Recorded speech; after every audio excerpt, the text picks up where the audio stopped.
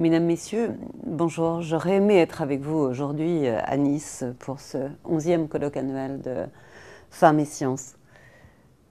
Je tiens tout d'abord à saluer l'association Femmes et Sciences. Et c'est vrai que les liens avec l'Univers Sciences, l'établissement que je préside, qui regroupe le Palais de la Découverte et la Cité des Sciences et de l'Industrie, ces liens avec Femmes et Sciences sont anciens, ils sont solides, parce que nous partageons les mêmes valeurs, les mêmes objectifs, deux grands objectifs.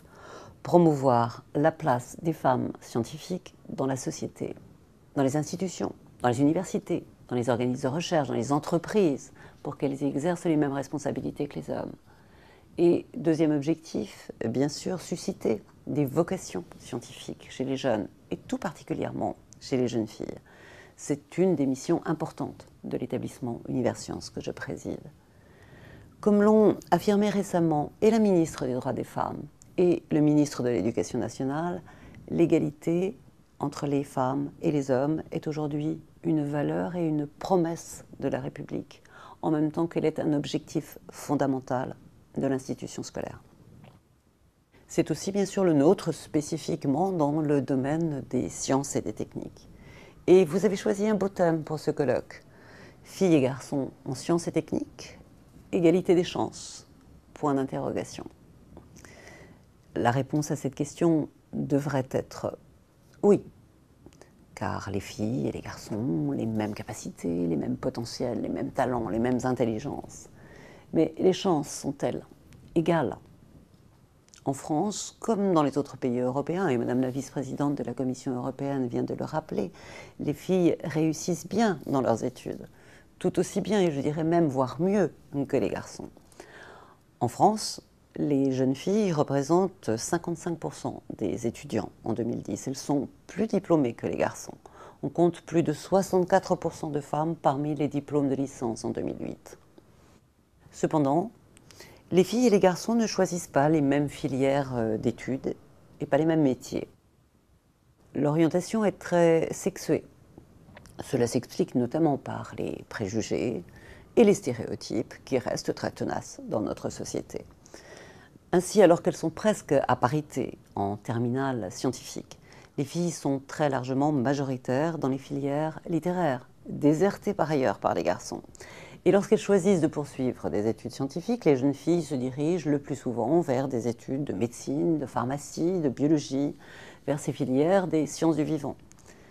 Elles sont majoritaires dans ces filières, au point même que les garçons ne choisissent pas les filières paramédicales qu'ils considèrent comme féminines. Les filles sont par contre minoritaires en maths, en physique, en informatique, dans les sciences de l'ingénieur, et il n'y a que 27% de filles dans les écoles d'ingénieurs. Même si ce pourcentage progresse, il faut le reconnaître, ce n'est pas encore ce qu'on peut appeler une véritable mixité. Et il y a une autre inégalité rencontrée par les femmes dans le déroulement, cette fois-ci, de leur carrière scientifique. C'est ce fameux plafond de verre dont vous allez parler, qui signifie qu'elles accèdent beaucoup plus difficilement que les hommes à des postes de plus haute responsabilité. En France, par exemple, il y a seulement 22,6% de femmes professeurs d'université, alors que parmi les maîtres de conférences, elles sont 42%. Pour changer les choses et pour atteindre la parité, il faut lutter contre les stéréotypes, lutter contre les préjugés que j'évoquais précédemment. Il faut, je le dis souvent, encourager les filles à oser les sciences et les techniques. Il faut les encourager à avoir confiance en elles. Il faut également encourager par ailleurs les garçons à choisir des études en sciences sociales ou dans les sciences du vivant lorsque ces filières-là, ces métiers-là leur plaisent. Toutes les filières et tous les métiers gagnent à une plus grande diversité. Cela enrichit chacun. Alors, le rôle de l'école est bien sûr fondamental pour assurer l'égalité des chances entre les filles et les garçons. Mais ce n'est pas seulement le rôle de l'école, c'est aussi le rôle du secteur de ce qu'on appelle l'éducation informelle, les centres de culture scientifique et technique, les musées, les muséums d'histoire naturelle, les observatoires, comme le très bel observatoire de la Côte d'Azur. Tous ces lieux-là, ils accueillent du public, et parmi ce public, des milliers de collégiennes et de collégiens, de lycéennes et de lycéens. Ce sont des lieux merveilleux, des lieux d'étonnement pour faire découvrir, redécouvrir, aimer les sciences et les technologies, et pour montrer, bien sûr aussi, la diversité, la richesse de ces métiers scientifiques, techniques et des métiers de la recherche. Ensuite, dans les études et les métiers scientifiques et technologiques, les jeunes filles peuvent s'épanouir, elles peuvent se réaliser. Un exemple, les jeunes lauréates du prix de la vocation scientifique et technique, qui a été conçu et porté en partenariat en Île-de-France avec l'aide d'Univers Sciences. Une très belle mise en œuvre, un blog qui s'appelle le blog Allez les filles, osez les sciences, et je sais qu'on vous en parlera aujourd'hui. Eh bien, ce blog, il témoigne de cette mobilisation et de cet enthousiasme de ces jeunes filles, jeunes femmes qui ont souvent eu des parcours difficiles. Dans ce blog, elles racontent leur parcours, elles racontent leurs réussites, elles racontent leurs expériences, elles racontent aussi, bien sûr, les préjugés qu'elles ont pu rencontrer. Ce sont des jeunes filles, jeunes femmes qui réussissent brillamment dans des études scientifiques, des études d'ingénieurs, et vous verrez en lisant leurs propos qu'elles y prennent beaucoup de plaisir. C'est Sabrina Andiapane qui présentera ce blog au cours du colloque. C'est un petit peu une invitation pour vous, jeunes filles, jeunes étudiantes qui êtes présentes dans la salle ou qui en entendrez parler, et pourquoi pas plus particulièrement les lauréates du prix de la vocation scientifique et technique de la région Provence-Côte d'Azur. Eh bien, envoyez vos contributions, nourrissez cet enthousiasme, cette audace, osez avec elle. Un autre élément que je voudrais livrer à votre réflexion, c'est une étude que nous avons menée au sein d'Univers Sciences l'année dernière avec des chercheurs et des chercheuses spécialisés sur ces questions de genre, pour savoir comment, dans nos expositions, on montrait les femmes. Des expositions qui se tenaient au Palais de la Découverte ou à la Cité des Sciences et de l'Industrie. D'ailleurs, l'association Femmes et Sciences a participé à cette étude, de même que deux autres associations très importantes, Femmes et Maths et Femmes Ingénieurs.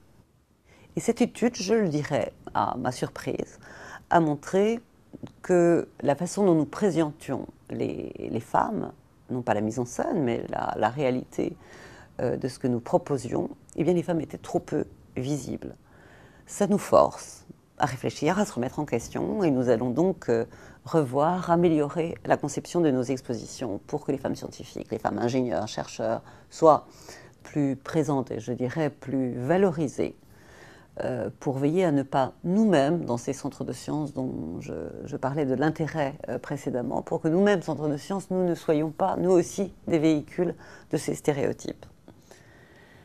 Quelles autres actions nous envisageons dans la maison et en partenariat avec des acteurs sur l'ensemble du territoire?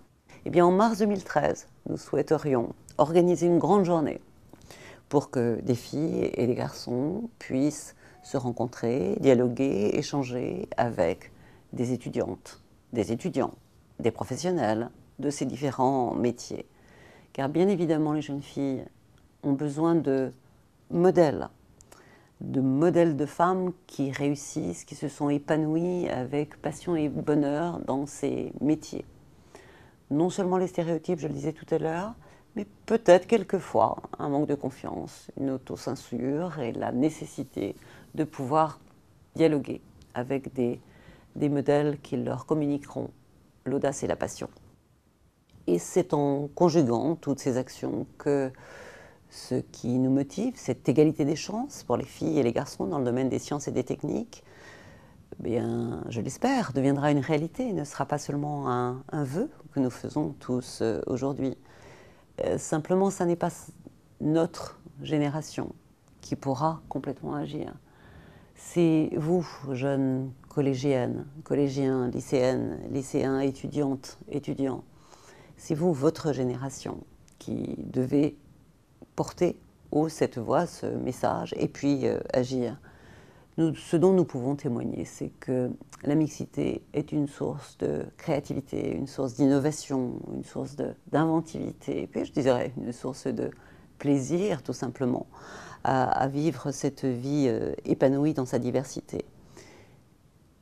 Et par ailleurs, bien évidemment, dans une société où la connaissance est l'enjeu majeur pour faire progresser, par les sciences et les techniques en particulier, eh bien nous avons besoin plus que jamais de l'intelligence, du talent, de toutes et tous, l'ensemble du potentiel de ceux qui réaliseront cet avenir pour réussir dans un monde où, bien sûr, il y a de coopération, mais beaucoup de compétition, compétition économique et d'immenses défis.